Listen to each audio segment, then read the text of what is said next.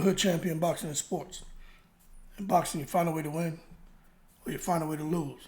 You gonna eat your cornbread? You ask Deontay Wilder that, probably tell you no. Because if you look at Deontay Wilder from several years ago, Deontay Wilder looked healthy. The muscles in his back, triceps. The man even got muscles in his butt. You know what I'm saying? Looks healthy. Looked like he's eating his cornbread. But what's happened over the last few years is like he turned into Slender Man. I know people are going to say, look, Wilder's always been slim. He had to put on weight for Tyson Fury. No.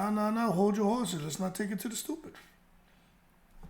Wilder has come into fights over 220 pounds before. But the sweet spot has been more around what they're calling that bridger weight, super cruiserweight.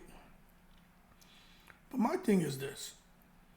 Obviously, he's not eating the cornbread because everyone I know, they find different things to indulge in. The appetite tends to go away for the moment. So it makes me wonder, with Deontay Wilder and not being able to put on weight, for a guy who doesn't really do a lot of cardio, is he sick? You know, is something else going on with him that we don't know about? Because I get it. You know, maybe he learned a lesson from that third Tyson Fury fight, where instead of trying to bulk up and do things that you haven't done before to get you success, you just go back to just letting your body be how it is, and you count on yourself in your normal state to get in the ring and perform and do the business, right? But to see Deontay Wilder, he's so slim. I mean, he looked like Victor Wembanyama. He looked like Slender Man, right? To be paper thin and get in the ring, it just makes you wonder, you know, what for him going forward, if he and Malik Scott can sort out the training dispute, right? Because that's what it is to me, man, whether they want to recognize it or not. It's a goddamn training dispute. If he and Malik Wilder can resolve that, okay, cool. But the next order of business, in my opinion, would be his nutrition. How are they going to approach that if he's going to go forward? Because he has the right hand to do serious damage. But at 208 pounds, 9 pounds, 11 pounds, when you look at he's up against, and if he's not able to get the right hand off the way he wants, you know, I'm not so sure Wilder can tussle with those guys. We saw what happened in there against Tyson Fury. Could you imagine if he got in there, if he just happened to get the Francis Ngannou fight next? Because obviously, Eddie Hearn, Fast Eddie, and he'll say anything. But the AJ fight seems to be getting away from him now, which is unfortunate. But could you imagine if Wilder, in the next fight, landed a huge fight over there in Saudi, but this time against Francis Ngannou, which is all kind of rumors about who AJ's fighting next, Zhang, Ngannou, nobody knows. But let's say Wilder got that fight against Ngannou. Ngannou's what, 260 something? You imagine Wilder at 208 coming in there talking about some bomb squad against Ngannou. That bomb squad, that shit gonna fizzle out. Because if he can't land and he's getting there and trying to tussle with Ngannou, you know, Wilder's in trouble. Shit, Ngannou was handling Fury. But I wasn't surprised. I did a video and talked about the difference of someone who has the strength, like weightlifting strength, powerlifting strength, and then I call it farm strength. Because my pops grew up farming, a lot of manual labor as a young kid, man. But that's just the culture. How he grew up, he was the oldest of 7. And he had what I call gorilla grip, man. And it was a different strength.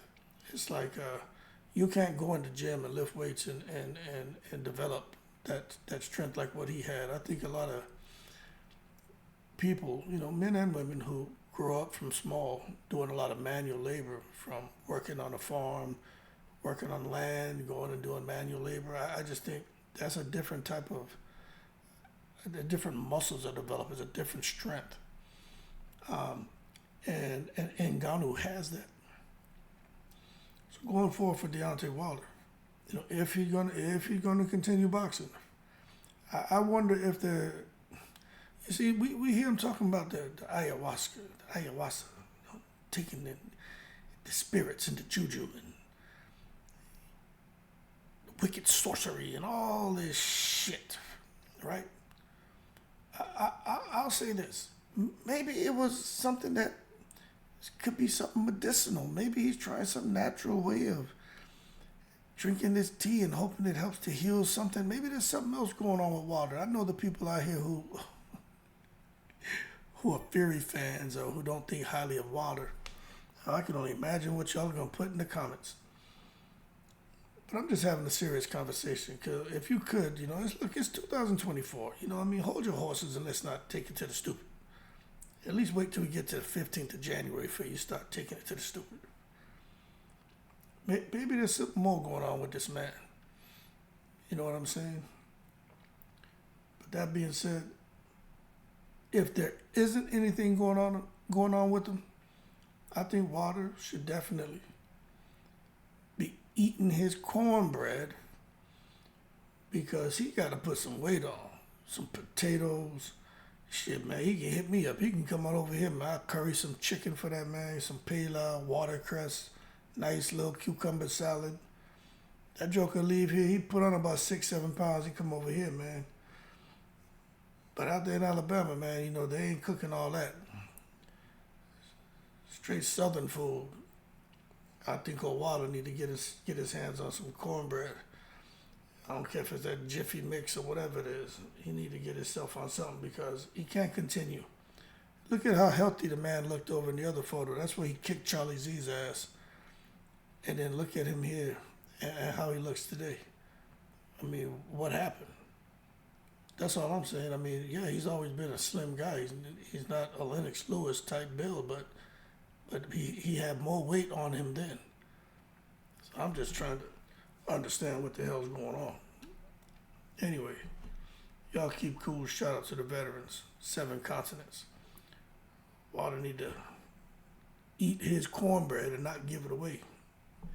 Because if he's gonna continue messing around with these big behemoths, he's got to stay. I think 215 to 220. He's got to be there. More like 220. But again, he's got to be comfortable, right? Y'all keep cool. I'm in the breeze.